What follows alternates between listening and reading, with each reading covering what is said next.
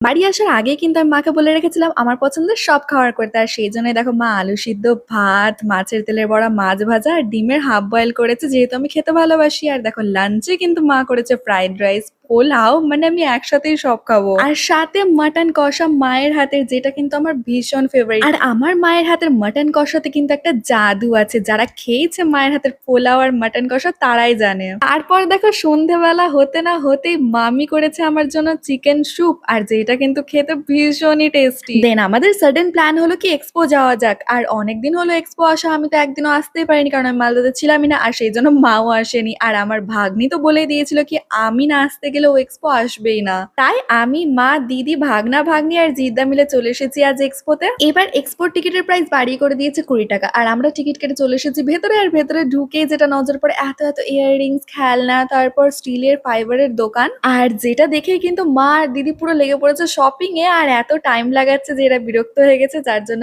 আমি এদের সাথে একটু মজা করছি। তারপর এক্সপোতে আসা এই কিডস ওয়ার্ল্ড প্লে জোনটা দেখে ভাগ্নি বললো এখানটায় খেলবে, বাট যখন সামনে গেল কোয়ালিটি দেখে বলছে আমি আর খেলবো না। তারপর এক্সপোর একদম ভেতরে এসে দেখি আরো কত দোকান, খাওয়ার দোকান, তারপর প্রচুর রাইডস এসেছে, বাট আমার ফেভারিট রাইড নৌকা আসেনি। আর ছোটবেলায় আমি যতবারই এক্সপো আসতাম এই ড্রাগন ট্রেনটাই কিন্তু আমি উঠতামই। তো আজকে ভাবছি কিসে উঠবো কিসে উঠবো, তো ভাগ্নি বলছে ও ড্রাগন ট্রেনে উঠবে না, ওটা নাকি বাচ্চাদের, ও বলছে ব্রেক ডান্সে উঠবে, যার জন্য আমরা চলে এসেছি এখন উঠতে। তো দেখো আমরা কে কে ব্রেক ডান্সে উঠেছি, আমি, ভাগ্নি এইটাতে, আর ওইদিকে কিন্তু জিদ্দা আর ভাগনা উঠেছে আরেকটাতে। আমি ফার্স্টে ভাবছিলাম উঠবো কি উঠবো না, দেন ভাবলাম যে উঠেই যায়, অনেকদিন পর উঠছি যদিও বা। আমি ভাবছি এতদিন পর উঠলাম আমার ভয় লাগবে কিনা, আর এদের দেখো আলাদাই মজ, আমার ফোন নিয়ে ভিডিও করেই যাচ্ছে।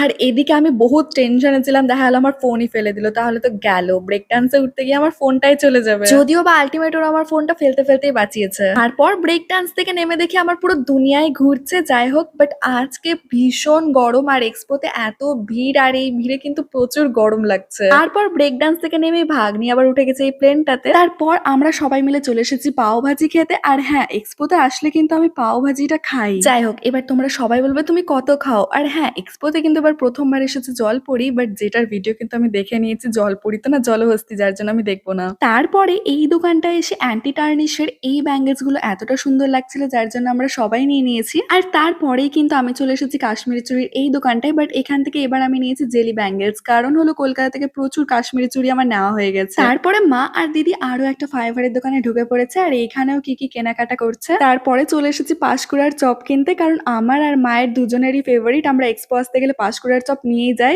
আর এত কিছু শপিং করার পর না সবার গরম লেগে গেছে, যার জন্য সবাই কোল্ড ড্রিঙ্কস খাচ্ছে এখন। এক্সপো এসে আজকে একটা ঝগড়াও দেখতে পায়, বউ নাগরদোলায় উঠে ভয় পেয়েছে বলে বর একদম